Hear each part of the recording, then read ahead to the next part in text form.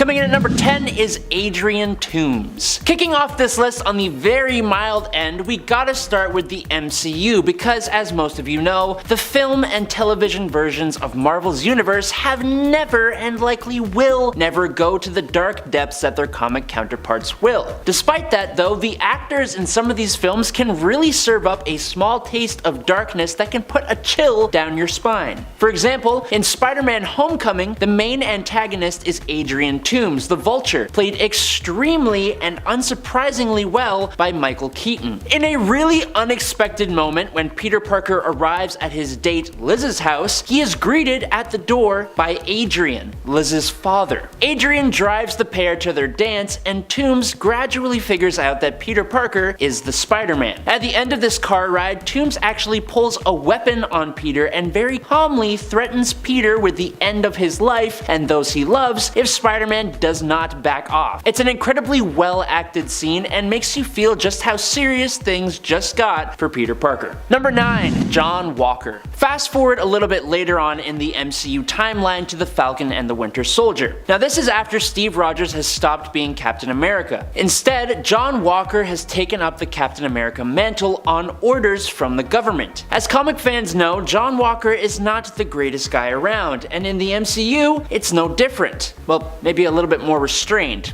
A little. In one of the most shocking and dark scenes from the show, from episode 4, after the Flag Smashers caused the passing of Walker's best friend Lamar, John chases down one of the Flag Smashers, and in front of a crowd of people, he very brutally uses the shield of Captain America to bring the Flag Smasher to an end. The image of the bloody shield of Captain America is such a surprising thing to see, especially out in the MCU, and it's left everyone who saw this scene for the first time slack-jawed and lost for words. Number 8. Nightwing. This comes to us from the animated movie Batman and Harley Quinn. You know, the one where Harley ties Nightwing to a bed and has sex with him in a scene that you could never have done the other way, regardless of whether you found it hot or rapey. So when Batman and Nightwing are tracking down Harley Quinn, Dick is the one that finds her, and the two have a fight in an alleyway outside where she works, the best place for fights. Alleys. And she bests him hard. Guess all that training didn't stick. It's after this that she takes him back to her apartment and gets undressed in front of him, and then when he has a biological response, which fun fact does not indicate consent, has her way with him. He seems into it, but again, you couldn't do this the other way, hence my salt. Salt. Number 7. Black Canary. Heading over to the Injustice verse for this one, we have Black Canary coming upon a newly reformed Harley Quinn in the Arrow Cave, and Harley and her end up getting into a pretty intense fight. They're evenly matched throughout most of it, until Black Canary, who is down for the moment, needs to ask for a bucket to throw up into, which effectively stops the fight, as Harley realizes that she's pregnant. Which, yeah, not a time to get into a fight where people who don't know could just go for the stomach. It's a vulnerable spot. Irresponsible. The two end up sitting down and having a heart-to-heart, where Harley opens up about having a daughter of her own who was fathered by the Joker, who she gave up so that she could have a better life. Such was the beginning of a beautiful friendship, defeated with kindness and empathy. Friendship. Number 6. Wonder Woman. Sorta. Along the same vein, we have the time Harley joined the Amazons in the event Countdown to Final Crisis, which as we now know was far from the Final Crisis. False advertising. This comic needs to change its name. So Harley would end up in an Amazonian-run women's shelter and would even train ever so briefly with Diana. Harley has wormed her way into the Amazons' heart in the New 52 as well. She does that. Some heroes find her endearing and want to give her a chance. Power Girl felt this way too. I guess this number is just all about her making heroes not even want to fight her, because they've low-key become friends. Friendship.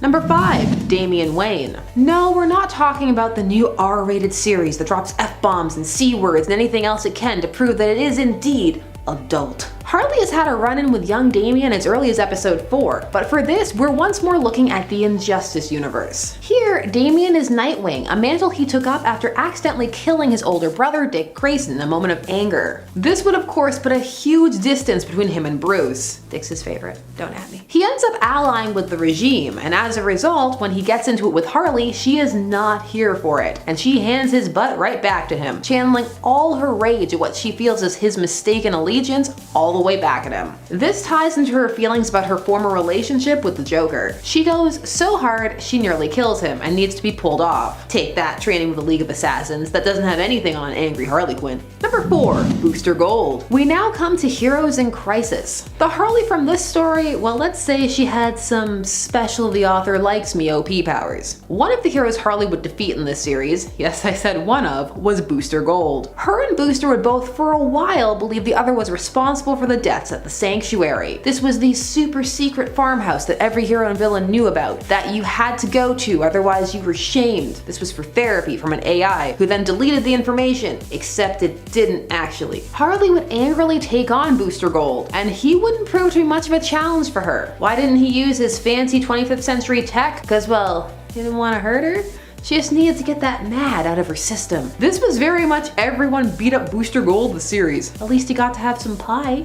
Number 3. Batman, again. Yes, Harley took on Batman in Heroes in Crisis as well, and she was able to lasso him up with Wonder Woman's lasso of truth. Now some people say lasso. Do you say lasso or lasso? Let me know. She got it right around his neck while on his back. That's right, Harley Quinn was able to kind of fight the Trinity to a standstill by capturing Batman. In Heroes in Crisis, Harley could do anything. She got the lasso off of Wonder Woman after she got a hug from her after faking her out. Cause she also got a lot of hugs in this series. Everybody was really concerned about her. She nearly broke Batman's neck. Number 2. The Flash, Wally West. Wally West ended up being the core of Heroes in Crisis, and some feel it was a moment of complete character assassination, while others thought it was a brilliant commentary on mental health. Regardless of how you feel about that, in this comic, Harley beat the Flash. That's right, an ordinary woman with no powers beat the fastest man alive with an oversized hammer. Now, it would turn out there was a reason for this, kinda. An elaborate plot set up by Wally after he had snapped and killed the other people at Sanctuary, because he read everybody's files, you know, the deleted ones. He then used the Speed Force to time travel to cover up his crimes, including killing a future version of himself. But Wally has flash forward now, so maybe there's still hope for him, I believe. And finally, in at number 1, Superman. Yes, Harley Quinn took on the Man of Steel, a depowered Man of Steel, but still, let me explain. This took place in Harley's Little Black Book series in issue 5. An alien wanted to set up a boxing match to take on Earth's champion, the Man of Steel, and ended up with the challenger being Harley Quinn. He depowered the Man of Steel so it would be a fair fight, and then proceeded to sit back and watch the action unfold. So Harley handily beat Clark. No contest really, she just had the moves, and Clark apparently has never taken anything close to resembling a martial arts class, even though this is hardly the first time he's been depowered. So Superman is knocked out by Harley Quinn, who is thrilled, though the reader is reminded to take Harley's retellings of events with a grain of salt. Still, this series is meant to be a fun romp of Harley adventures, and what more of a tall tale is there than her taking on the Man of Steel? Harley does love roller derby, maybe she also loves boxing. Number 10, Batman. Harley Quinn first debuted in the DC animated universe, the DCAU, in the episode Joker's Favor back in 1992. She was meant to just be a one-off, but fans were intrigued and really liked the character, so she stuck around. As the series went on, she would eventually be given a backstory, just how she had fallen for the Clown Prince of Crime in the first place. This was handled in the episode Mad Love, which is also the episode where she bests Batman. In a bid to make her Puddin' happy, Harley takes and modifies one of his plans, using herself as bait, claiming she finally realizes that what's going on just isn't funny anymore, and she goes to meet Batman on the pier. She then knocks him out and hangs him upside down over a tank of piranha, correcting the portion of the Joker's plan that he couldn't figure out, namely, how to make the fish smile. While she does get Batman trussed up, he manages to psych her out, but by that time the Joker gets there and has the opposite reaction to what she was expecting. He is infuriated with her and pushes her out the window. Number 9, Tim Drake. Still in the DCAU, we're jumping forward in the timeline a bit to Batman Beyond, but really to when Tim Drake was Robin. Harley was able to knock him out with her mallet in an alley by pretending to be a woman getting mugged. This was so he could be brought back to the Joker and tortured until he became a little mini Joker who they could then raise together, as they had decided that they wanted kids. The whole thing was horrifying and would end with Harley seemingly falling to her demise, but cartoon logic rules and she survived and was shown to have had grandchildren who had grown up to join the Joker's gang, much to her disappointment. Number 8, Flash.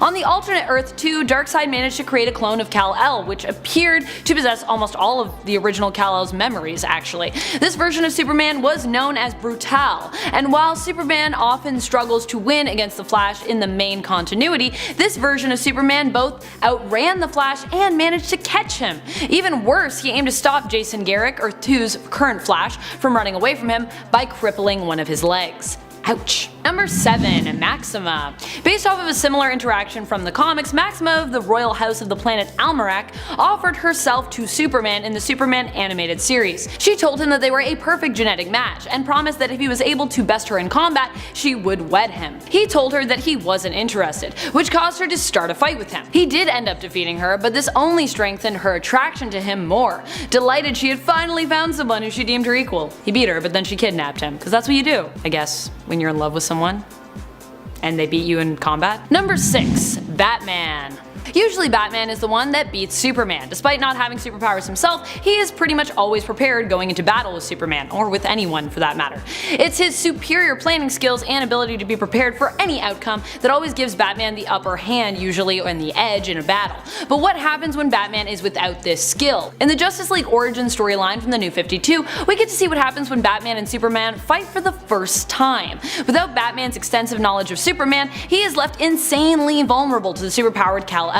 Green Lantern even attempts to help Batman out when all of Batman's gadgets that he would normally use to dominate in a fight seem to come up short. But even Green Lantern and Batman together proved no match for the Man of Steel. Super tickled! No, Gucci, Gucci, Gucci, Gucci!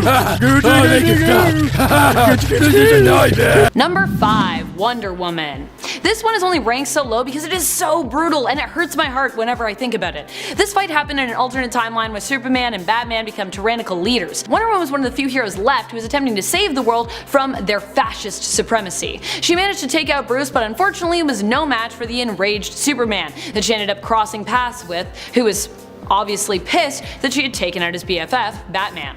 Clark didn't just beat Wonder Woman though, no. He destroyed her. He demolished her shield, blasted through her bracelets, and ended up strangling her with her own lasso of truth. Oh, devastating. Number 4. The Hulk. Any battle with the Hulk proves interesting, as not many can take on the Green Giant and come out victorious. While the Hulk is Marvel and Superman is DC, we all bow down to the Hulk's strength, no matter what side of the fence we're on here. In other words, if a hero can beat the Hulk, it means something, namely that they are one of the strongest heroes in existence, because Hulk is on another level when it comes to his strength. During this crossover, Bruce Banner ended up being agitated by Lex Luthor and transforming into the Hulk in Metropolis. With innocence in danger, Superman swooped in and was forced to fight the Hulk out of the area. Superman fought him all the way to his Fortress of Solitude, but found himself unable to calm the Hulk down, and was forced to beat the Hulk by punching him so hard that he was knocked into the Phantom Zone. Now that is some strength. Number 3. Dr. Fate. This battle was a surprisingly quick one. You would think that it wouldn't even be a fair fight for the Man of Steel due to his weakness to magic, a weakness that really only exists to prevent him from being so overpowered. Remember the original Superman, like before the 80s? No weaknesses, and he just seemed to have a limitless amount of convenient superpowers? Oh, those were the ultimate days for a caped vigilante. No longer, unfortunately. Superman was retconned and given limits and weaknesses to make him a more interesting character. After all, everyone enjoys reading about his struggle. We want to see Superman, try and fail sometimes. This battle between Dr. Fate and Earth 2 Superman, the Kal-El clone known as Brutal, was not that though. Not a struggle. Not at all. Superman snuck up on the magical hero and smashed his helmet, which is kind of Dr. Fate's power source. Therefore, in doing so, he instantly defeated him. Well, that was easy. That was easy. Number 2. Thor. In the JLA/Avengers series from 2003, we saw the two famous superheroes from competing comic book powerhouse publishers come to blows as they raced one another to prevent the opposing team from seizing the 12 items of power. In the series, we saw a battle that put Thor up against Superman in the Savage Lands in a one-on-one fight over the Cosmic Cube. These two strong characters had always been a heated topic of debate for fans who mulled at who would be the victor should the two come to blows in a crossover. The answer? Superman proved to be the stronger after stopping an attack from Thor and then just KOing him in a battle, ending the famed debate once and for all. Just kidding, I'm sure everyone's still debating. Y'all can have a debate in the comments who you think would win again in a fight. Number 1. Shazam. In the Injustice Gods Among Us video game, we saw these two similar heroes come to blows. While many might think that Shazam having magic at his disposal would allow him to make quick work of Superman, being that Superman's weakness is magic, turns out they'd be wrong. In Injustice, we see a darker side of Superman, one who is no longer holding back his power. He freezes Shazam's mouth shut and melts his brain with his heat vision after Shazam disagrees with the Man of Steel. Yikes. Remind me to never get in an argument with Injustice Superman.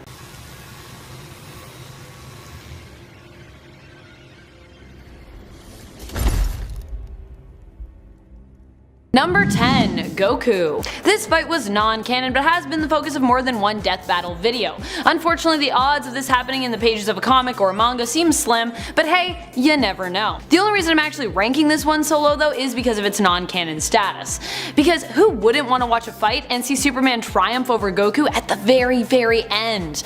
We all assume these two would have a great fight as they seem so evenly matched, both being from very strong alien races and almost the last of their kind.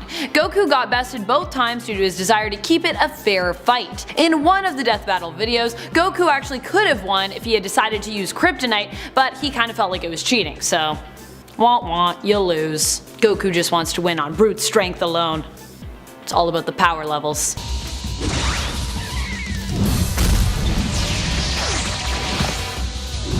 Oh boy, this is gonna be fun. You're insane!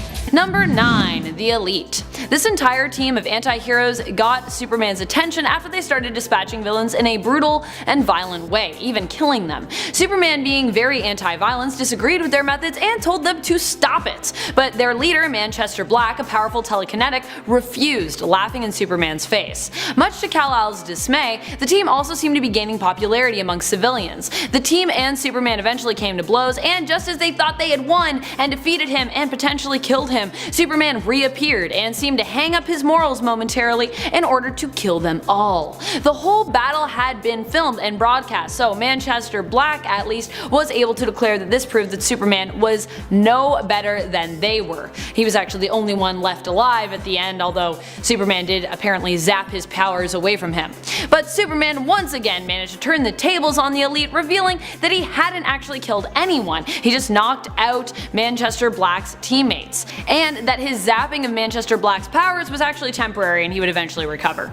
So yeah. Up next, number 8, Lady Deathstrike. Wolverine and Lady Deathstrike really don't like each other. Deathstrike, who also had adamantium bonded to her skeleton along with other cybergenetic enhancements, has always felt that she needs to prove herself by killing off Logan. Now, in this case, in Uncanny X-Men issue 205 to 207, Lady Deathstrike, a cyborg at the time, teamed up with Wade Cole, Angela McCann, and Murray Reese in an attempt to defeat Wolverine once and for all. While they didn't manage to kill him, these cyborgs' longevity outmatched Wolverine's and actually exhausted him so much that his healing ability wore down, critically injuring him. Now he's rescued by the Morlocks and taken underground into their tunnels to recover, eventually being restored to full health, despite a brief moment where the other X-Men were unsure whether or not his healing factor did indeed have limitations. So it definitely was a close one for Wolverine. In at number 7, Squirrel Girl. Squirrel Girl Doreen Green made a fool out of Wolverine in New Avengers issue 15. Now the two of them were having a friendly fight, in which Squirrel Girl proceeded to kick Logan's in front of the New Avengers,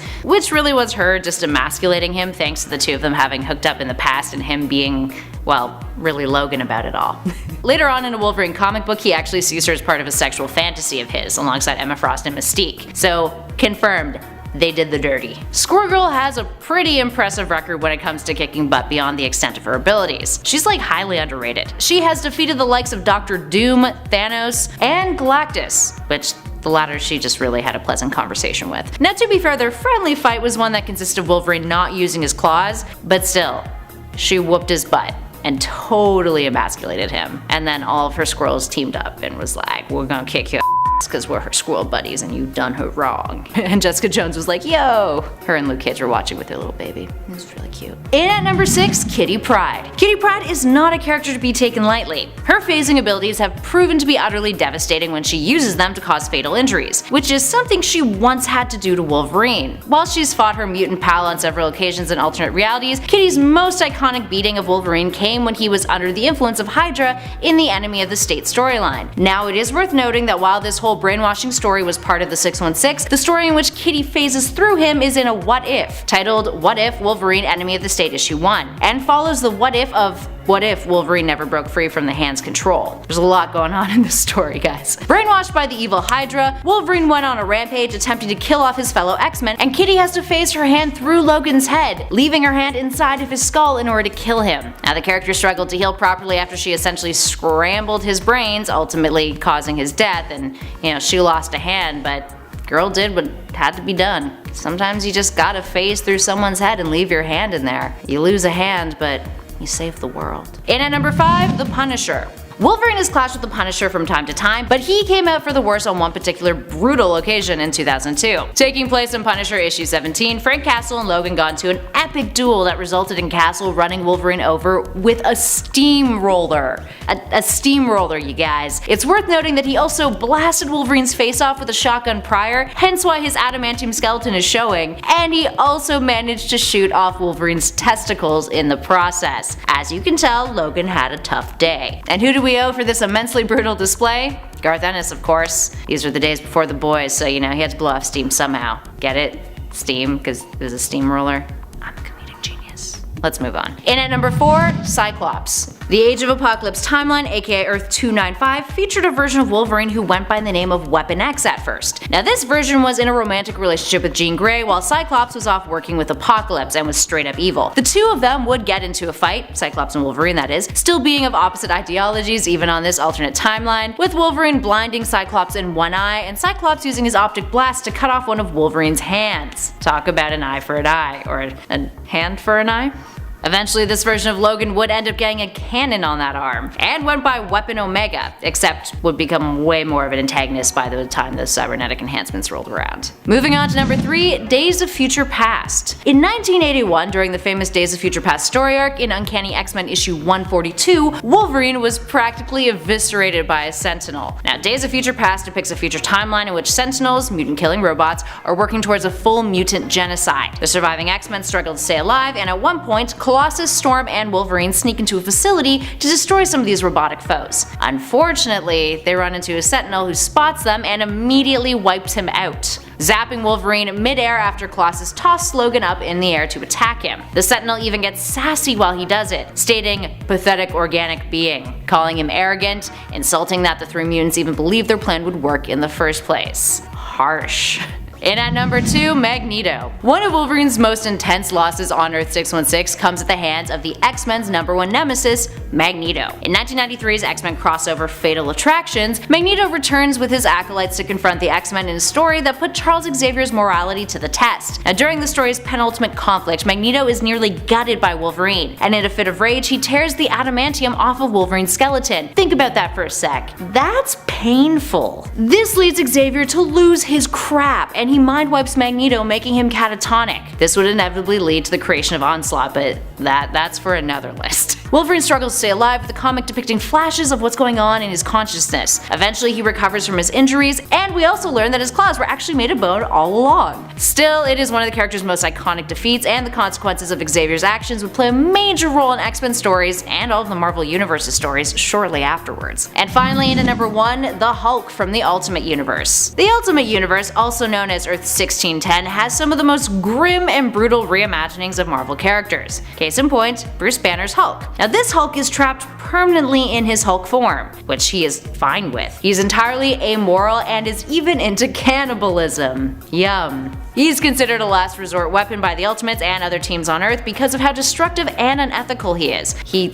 straight up tried to rape Betty Ross people, not a good guy here. And in the Ultimate Universe, this grim Hulk still has a rivalry with Wolverine, except takes it to a whole nother level when the two of them are in combat and he rips Wolverine literally in half. He then just leaves Logan lying there still alive on the ground, having to crawl back to his lower half. Now, there's very few images more iconic than the Ultimate Wolverine getting his guts ripped apart by the Ultimate Hulk when it comes to the times that the Clawed Mutant has lost a battle. In at number 10, Thanos. Wolverine was part of the onslaught of heroes who attacked Thanos' base camp in space. In the Infinity Gauntlet series, specifically in issue 3 from 1991, Thanos obtains all of the Infinity Gems and tosses them into the gauntlet, using his newfound omnipotence to pull a few stunts that'll impress his love interest, Mistress Death. Spoiler alert, he doesn't impress her, and she continually rejects him, making him go out of his way to be even more of an exhibitionist. Anywho, he snaps, wipes out half of all living beings in the universe, you guys know the spiel, and Adam Warlock rallies the remaining heroes and villains, and all the celestial entities that are still kicking around to get together and attack Thanos' fortress in space. And it fails. Miserably. In the process, Wolverine attacks the Mad Titan and his adamantium bones are transformed into spongy rubber, causing him to flop to the ground defenseless. Gotta give it to Thanos though, at least he got creative with his kills. He trapped Cyclops' head in an indestructible box, causing the mutant to kill himself with his own optic blasts. Like, damn dude, that's some sinister.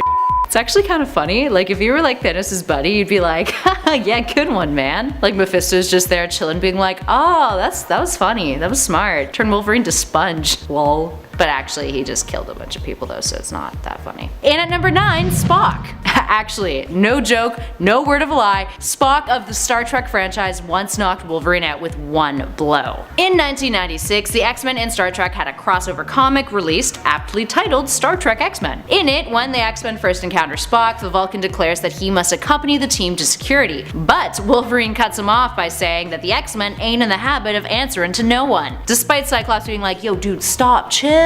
Spock reacts brilliantly and calmly, using his Vulcan nerve pinch to immediately knock Logan to the ground. Sometimes brains are more superior to brawn. Number 8. Brian Banner. Fans of The Incredible Hulk are well aware of how dark and messed up the character's past is. It's a partial reason that Bruce was able to become the Hulk in the first place. A large part of his darker past has to do with Bruce's father, Brian Banner. Brian was a less than ideal father figure. For starters, because of his job researching atomic radiation, he believed that his DNA was altered and that when Bruce was born, he was some kind of monster because of it. Brian also became jealous of how much attention Rebecca Banner gave to baby Bruce. Brian went pretty much insane, in other words. As some of you know, Brian became responsible for the passing of Rebecca Banner. On the anniversary of her funeral, Bruce was visiting her grave and Brian, recently released from the mental hospital, arrived. But Brian wasn't cured at all. He attacked Bruce, but all the years of torment had built up inside of Bruce, and in one kick, Bruce threw Brian off balance and he fell backwards, hitting his head off of the gravestone of Rebecca Banner and instantly ending his life. This moment was so haunting to Bruce that he just erased it from his own mind, convincing himself for years that his father passed due to a mugging.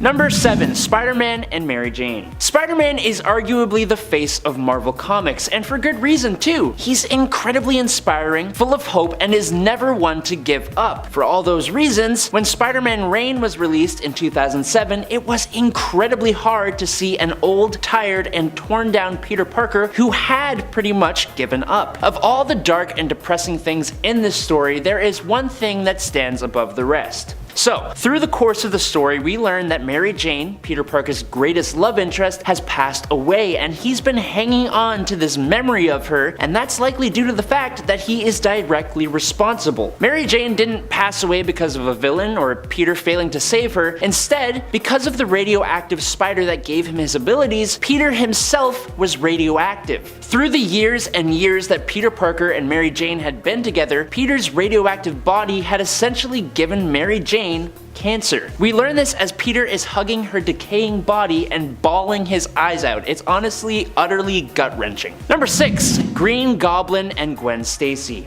Sticking with Spider-Man, because apparently putting Spider-Man through the ringer is Marvel's speciality, we have Sins Past. In this story, it was revealed that Norman Osborn, the Green Goblin, who was a full-grown man at the time, had actually had an affair with the teenage Spider-Man's other love interest, Gwen Stacy. Not only that, but Norman actually knocked her up with twins. Norman whisked Gwen off to France so that she could give birth, but filled with guilt, Gwen decided to come clean and tell Peter Parker everything.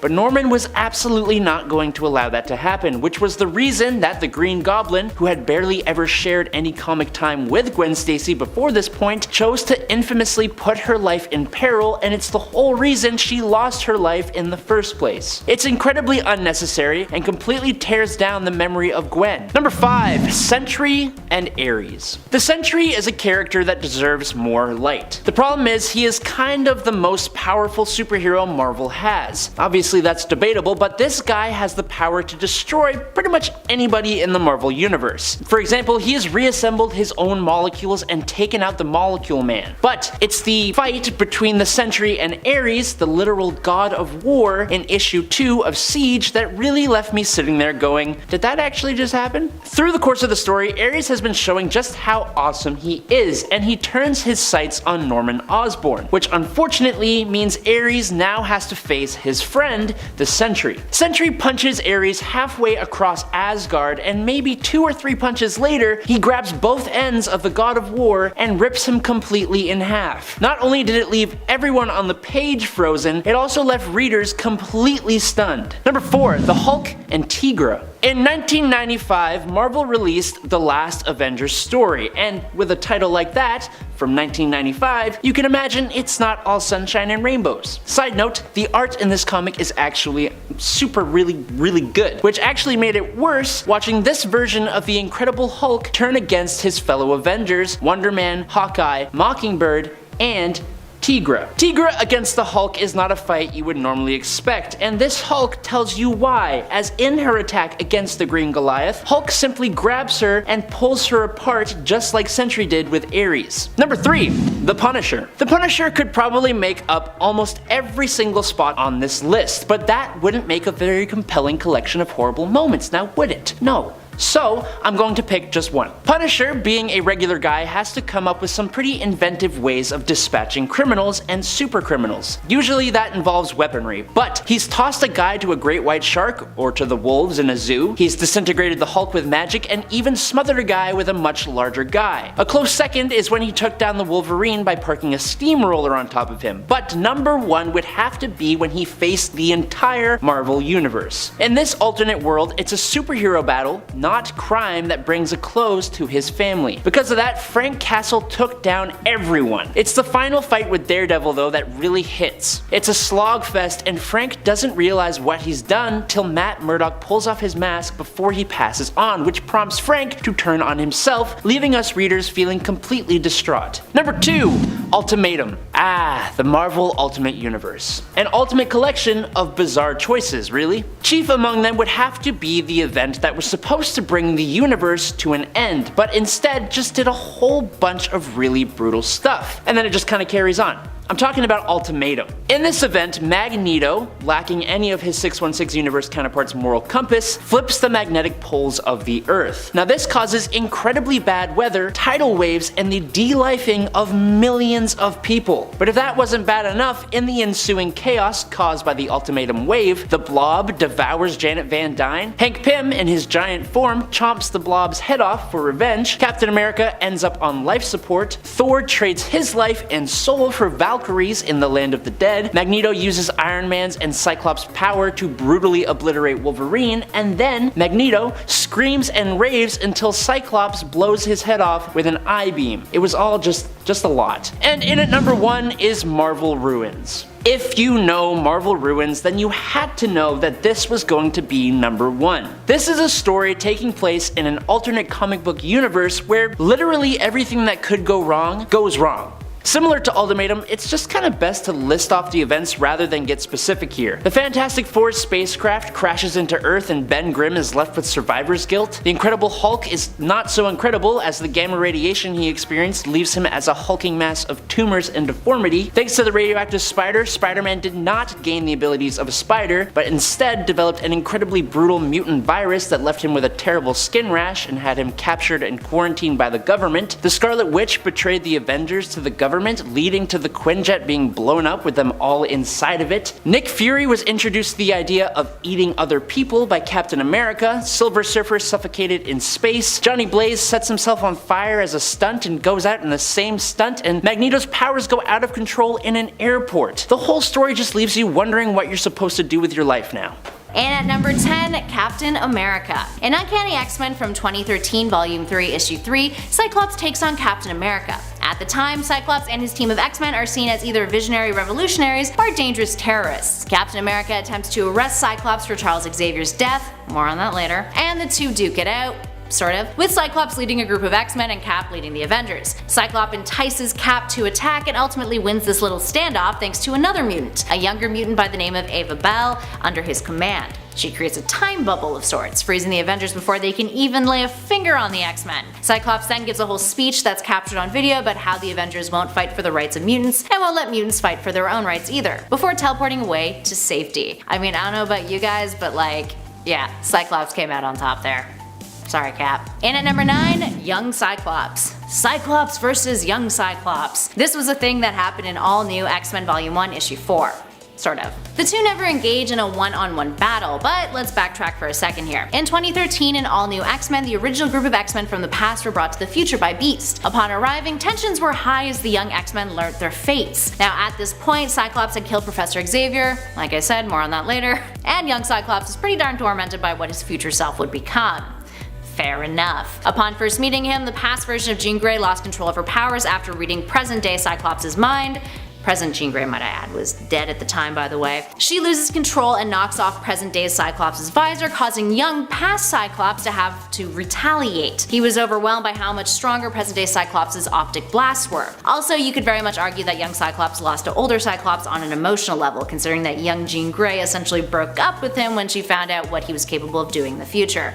And that just sucks. Speaking of young Cyclops though, that brings us to our next number. Up next at 8, Captain Marvel beating Iron Man into a coma. This one actually comes as a suggestion from Black Phoenix 77. That time that Captain Marvel, Carol Danvers, beat Iron Man into a coma. Now in 2016, Civil War II came to fruition. Similar to its predecessor, it saw the superpowered individuals on Earth facing off against each other thanks to a clashing of opinions and perspectives. Rather than Captain America versus Iron Man though, it was Captain Marvel, Carol Danvers versus Tony this time around. It all went down when an Inhuman named Ulysses showed up with a power to perceive the future. Carol thinks it should be used to prevent crime, whereas Tony is all for free will. The story concluded with Carol and Tony duking it out in Washington, D.C. and Carol essentially beat him into a coma in the process. Tony would disappear from the Marvel Universe for about 2 years, returning to his comic Invincible Iron Man in 2018. Speaking of Invincible, and at number 7, Invincible. No relation. Invincible is a series created by Robert Kirkman for Image Comics that ran from 2002 to 2003. It followed the son of a hero named Omni-Man, who was an alien from the Viltrumite race with super strength, invulnerability, enhanced healing, and flight. And he devoted himself to protecting Earth. His son is a hero named Invincible, who's got the same skill set as Daddy Dearest, but was having trouble adjusting to his newfound abilities. Now flash forward to later on in the story, where the narrative takes us to a story arc concerning the Viltrumite War. A villain by the name of Conquest challenges Invincible for control over Earth. And turns out, dude is way too powerful for our hero. They end up having a rematch of sorts, and Invincible decides he's going to go for the kill by strangling him. But Conquest outsmarts him, kind of. He punches a hole through Invincible's body and then just pulls out all of his intestines and other bodily bits. Now Invincible manages to hold on through all of that pain and strangles Conquest to death after all, but it takes him a whole 10 months to recover from his insides literally being pulled outside of his body. And yeah, it's a series of gruesome panels, that's for sure. So I guess it's like a defeat but with a silver lining?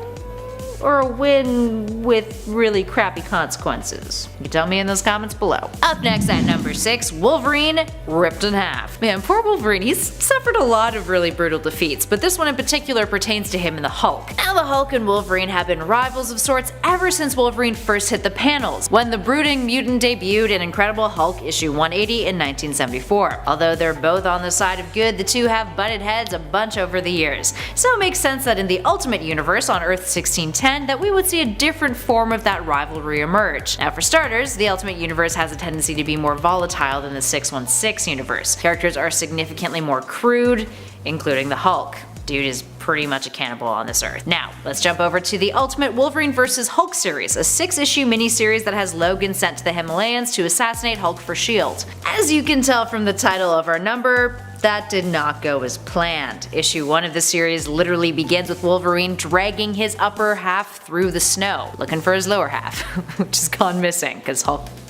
We get to see more of the grisly details of their battle and the aftermath and what follows. But yeah, getting ripped in half definitely counts as a defeat, or at least in my books. To be fair, he was still mobile, but you know, missing the lower half of the body, that quality of life just goes downhill, you know? It's no bueno. If you have your lower half ripped off, probably bleed out and die eventually. Moving on to number 5, Dying Wish. Big thanks to user Doug Rosengard for suggesting this one. Now, back in 2012, Marvel caused quite the stir with their Amazing Spider-Man issue 700 with a storyline titled Dying Wish. In it, Spider-Man was replaced with the superior Spider-Man under some pretty intense and baffling circumstances. Now, leading up to this issue, we saw Otto Octavius, aka Doc Ock, come up with a terrible scheme to switch bodies with Peter Parker. He was practically on his deathbed and he managed to science his way into swapping with Parker, with Peter being forced into Otto's decaying body. Now that is a brutal way to be defeated, but after a whole lot of backlash and a complex storyline, Peter was eventually restored to his body. Yet Otto still managed to pull off this stunt for over a year, which to be fair did lead to some interesting character development,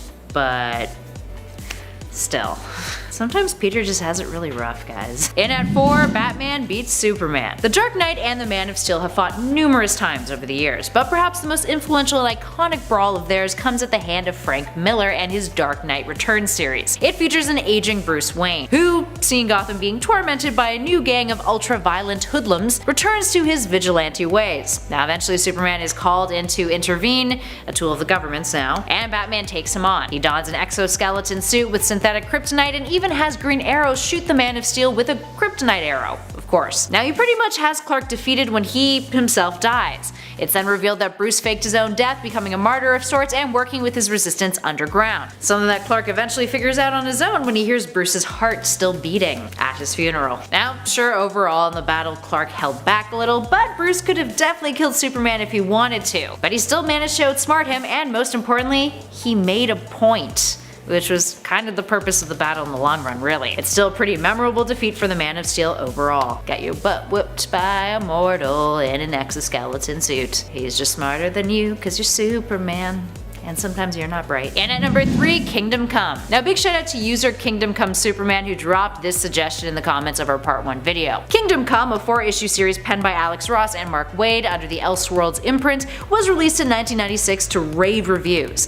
The story, a deconstructionist tale set in the future, follows the increasing conflict between traditional superheroes of the past and a new generation of metahumans taking their place. They're incredibly amoral and irresponsible, and some of them are even the children of previous heroes to boot. Major spoilers to follow if you have not read this / want to. In the end, see, spoilers, the United Nations ends up deploying 3 nuclear warheads against the metahuman threat. Batman and Wonder Woman manage to stop 2 of them, but the last one still blows up, except it does considerably less damage thanks to Captain Marvel Billy Batson. Now most of the metahumans are killed in this explosion, and Superman ends up flying over to the UN, threatening to destroy it as a punishment for the massacre that they caused. Luckily he calms down and agrees to be an advisor for the UN in the future, but still, that's kind of a major loss. Metahuman massacre? Yeah. Bad. Speaking of massacres, and at number 2, The Infinity Gauntlet. In 1991, Jim Starlin penned a 6-issue limited series that put his creation Thanos in the forefront of a massive Marvel conflict that spanned the entire universe. Starlin had been gearing up to this with Thanos, who was hunting down the Infinity Gems previously in order to become omnipotent in the name of the entity Death, whom he loved. Now he was going to prove his love to her by eliminating half of all living beings in the universe. Which he did, and yes, he snapped to do it, that's where they got it from. But unlike the MCU version, Thanos collected all of the gems, built himself a nifty little HQ in space, kidnapped his brother and his granddaughter Nebula, tortured them, and then had to deal with Adam Warlock gathering all the remaining superheroes who hadn't disappeared, along with a bunch of cosmic entities and other powerful beings to take him on in an epic onslaught. Thanos would crush them all though, and it wasn't until he let his guard down that Nebula managed to swipe the gauntlet from him, which eventually led to his temporary downfall. But regardless, that epic battle we mentioned, it resulted in some of the most brutal defeats. Vision had his insides yanked out. Cyclops, in beautiful irony, had his head stuck in an indestructible box as he was trying to use his optic blast, which incinerated his head. Wolverine's adamantium bones were turned into rubber, and Cap, well, Thanos just kind of slapped him, so no one's really coming out of that one feeling good about themselves, are they? And finally, last but not least, in at number 1, the MCU Avengers Infinity War. Speaking of the Infinity Gauntlet, let's take a look at the Marvel Cinematic Universe adaptation of it, or rather the storyline that was largely informed by it, in Avengers Infinity War. For starters, fans of the comic and the films will already know this. The stories are not the same. Infinity War mainly adapts elements from the Infinity Gauntlet comic, and the big loss in that film that we're talking about at this number is basically basically a giant spoiler for the entire movie and played with the elements of the original. Instead of all of the heroes going after Thanos after he snapped, they all tried to stop him from getting the Infinity Stones and failed. Now Thanos snaps and bam, there goes half of all living things in the universe. It was a very bold choice for an ending as far as Marvel Studios was concerned. It was bleak, heart-wrenching, and also set up Marvel to make a crap ton of money with the film's follow-up Avengers Endgame. And in that film, well, let's just say there's a resolution, in case you're one of the only people on the planet who hasn't seen the movie. Starting us off in at number 10, Thor losing to Beta Ray Bill. Let's start off our list with a defeat that was suggested to us by user Peter Tyson. That time that Beta Ray Bill whooped Thor's butt. And it was all just a misunderstanding, embarrassingly enough. Beta Ray Bill, who first appeared in the Mighty Thor issue 337 back in 1983, was depicted as a monster who turned out to be a hero. He was the first character introduced outside of the Norse-themed mythology of characters that had proven to be worthy to lift Thor's hammer, Mjolnir. But let's backtrack for a sec. So, Thor was sent on a mission by S.H.I.E.L.D. to go investigate an alien fleet that was passing through Earth's galaxy.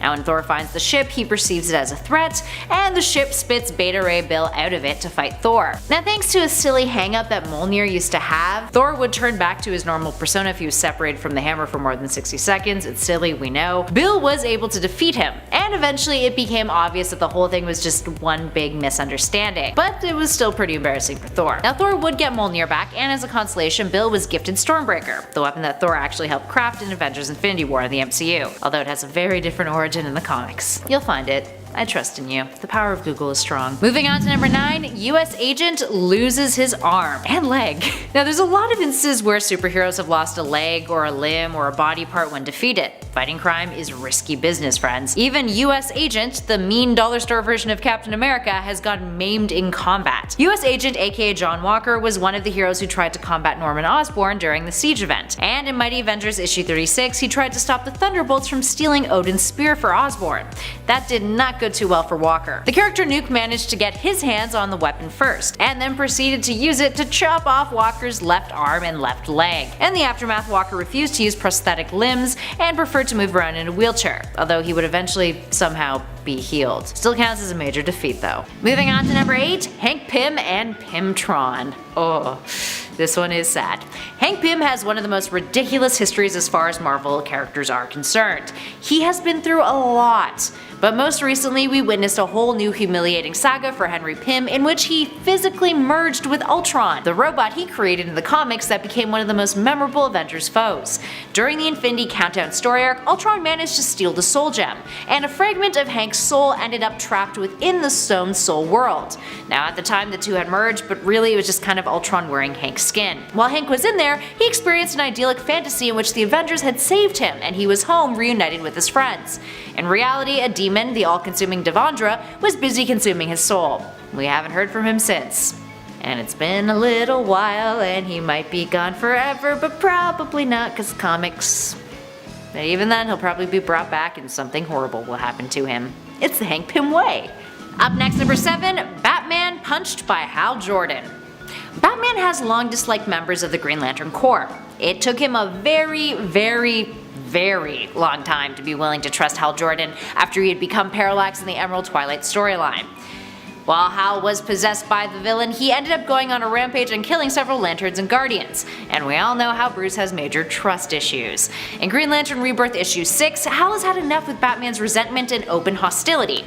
Hal felt he had paid his dues. He sacrificed himself to reignite the sun after he was resurrected, and he's been working real hard to prove to everyone that he is one of the good guys. Batman doesn't entirely buy it, so what does Hal do? Well, he punches him in front of a bunch of other Green Lanterns. But to be fair, Batman kinda had it coming.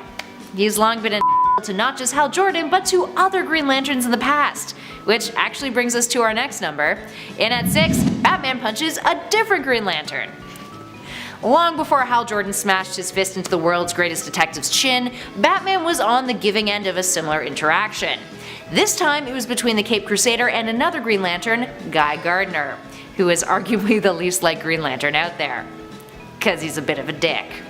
Anyway, this went down in the Justice League issue 5 with Batman being fed up of Guy's insufferable attitude. Batman was the one in charge of the Justice League International team and Guy was just whining all the time. Guy makes it clear that he thinks Batman shouldn't be the leader of the team. and he's constantly sulking and complaining about how he should be the one in charge instead. So what does Bats do in order to establish his dominance? Well, he knocks Guy out with one punch in front of the rest of the team. Regardless of socking Guy in the face, Batman is still all business, getting a team meeting underway as Guy lies unconscious on the floor.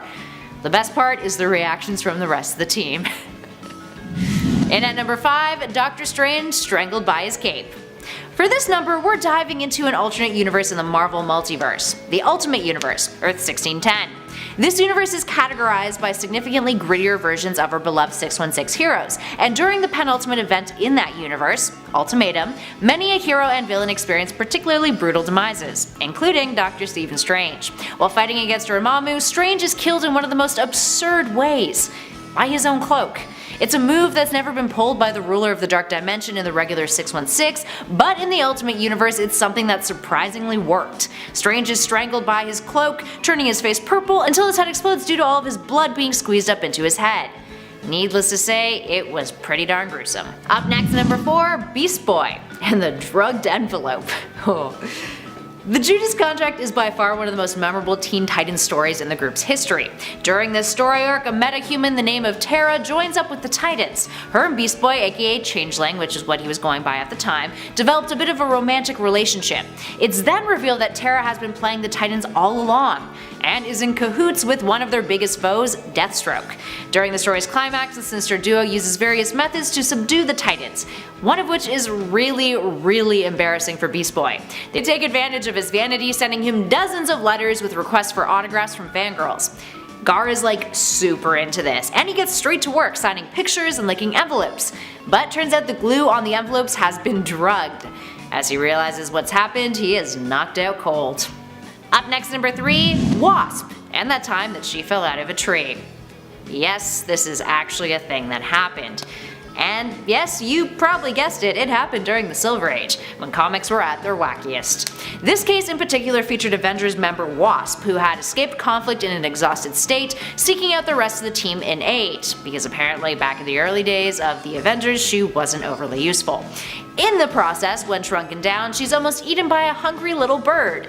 But after growing in size, the tree branch that she was perched on snaps, and she falls to the ground, unable to shrink down in time to save herself. So she lands on the ground and is knocked unconscious. Perhaps my favorite part of these panels is the very end, where the final panel reads, "But now we must leave the fallen Avenger as she lies silent and still in the lonely glen, for there are other urgent matters which concern us."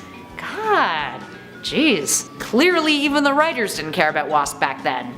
Kinda harsh, guys. Up next, number 2, Wonder Woman and men. In Wonder Woman's earlier days, she had to endure a handful of stories in which her feminist prowess was shut down by silly plot devices. Like this one.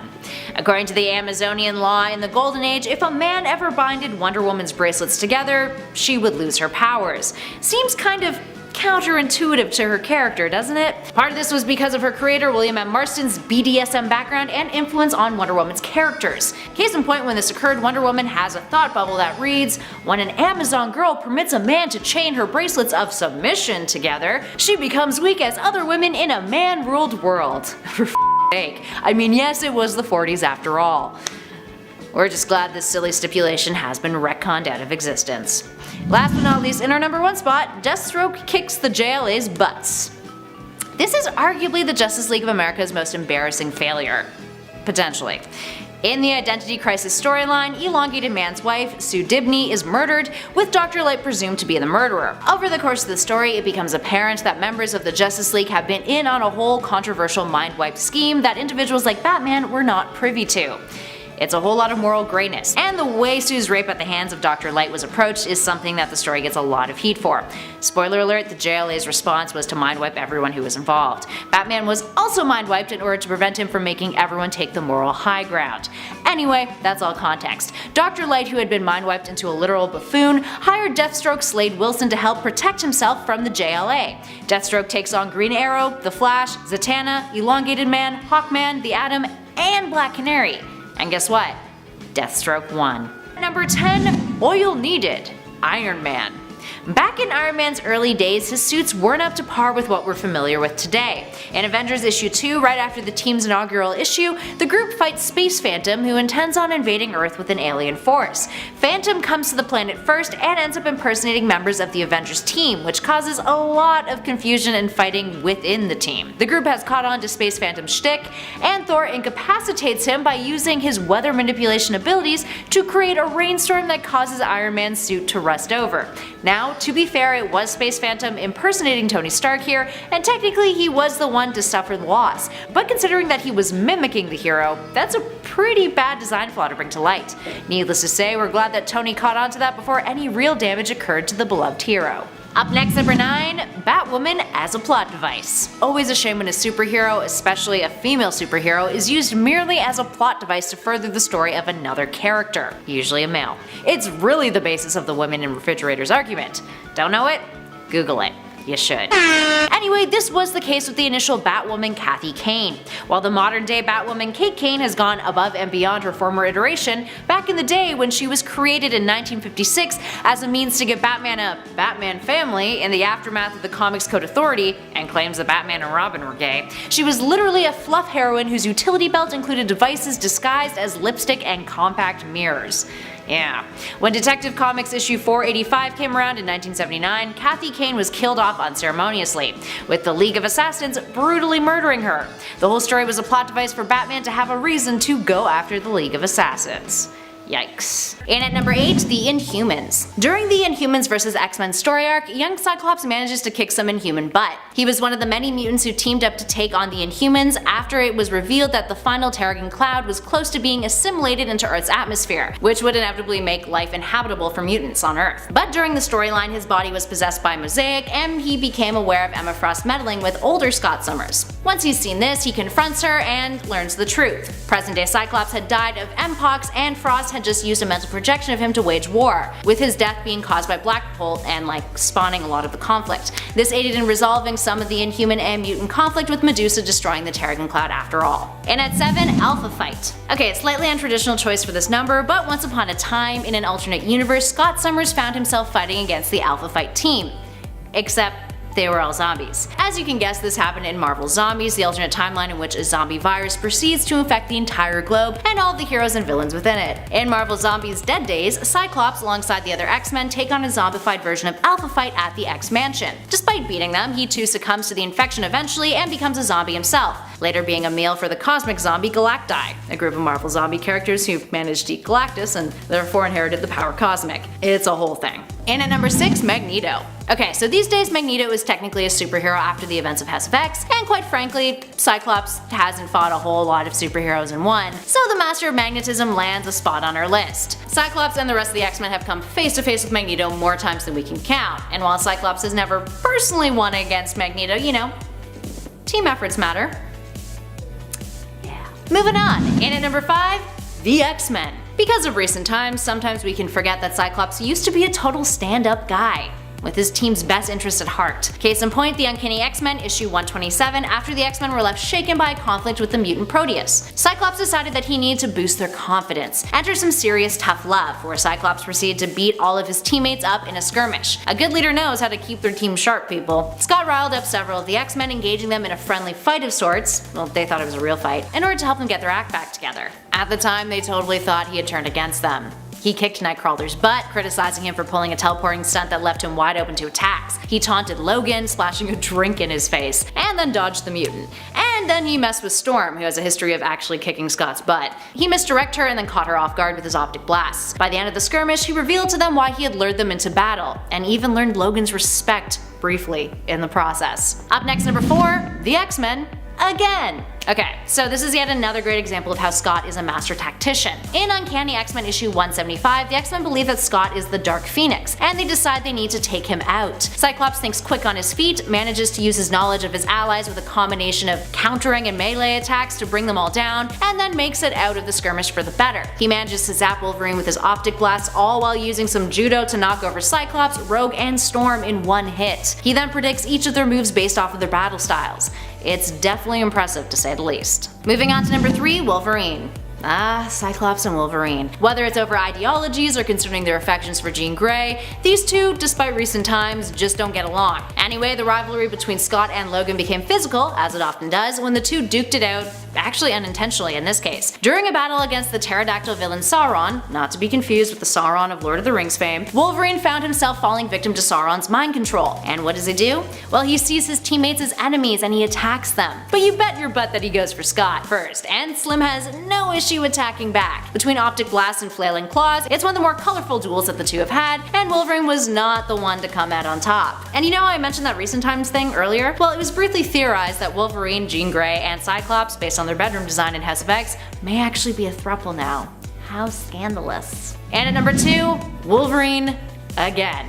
Yup, it is one of those lists, friends. And really, some of Scott's most iconic battles against other superheroes are against Logan, so we had to include more than one on our list. This one is significantly more recent, occurring during the Schism story arc, in issue 4 and 5. Cyclops had become a bit of a tyrant in the way that he led his X-Men, putting young mutants in danger, and like many a time before, Wolverine had objections to his methods. Although, arguably Wolverine was kind of in the right here. After Scott taunts Logan about Jean Grey, saying that she never loved him and she was always frightened of him, and Logan fires back with a, "And if she were here right now, who do you think she'd be more frightened of?" They go at it. The two end up having a brutal brawl, with Cyclops enduring multiple massive wounds from Logan's claws. While the brawl itself doesn't have a clear winner, it was interrupted by a Sentinel attack. Cyclops forces Wolverine out of Utopia, with the latter recruiting his own X-Men team in the aftermath. So I mean, hey, Cyclops held his ground. And finally, the one you've all been waiting for. In at 1, Charles Xavier. Perhaps the most iconic superhero Cyclops has defeated is his own mentor, Charles Xavier. And not just defeated, he killed him. Having been possessed by the Phoenix Force when it returned to Earth, a power-mad Cyclops came face to face with his mentor, the latter attempting to put an end to his mentee's reign of terror. Xavier tried to convince Scott to turn away from the Phoenix Force, but failed, with Scott embracing it fully and inevitably killing Charles. Upon doing so, he became the Dark Phoenix in one of the biggest cliffhangers in recent X-Men history. Xavier's death would lead into Avengers vs. X-Men and only led to further troubles for Scott.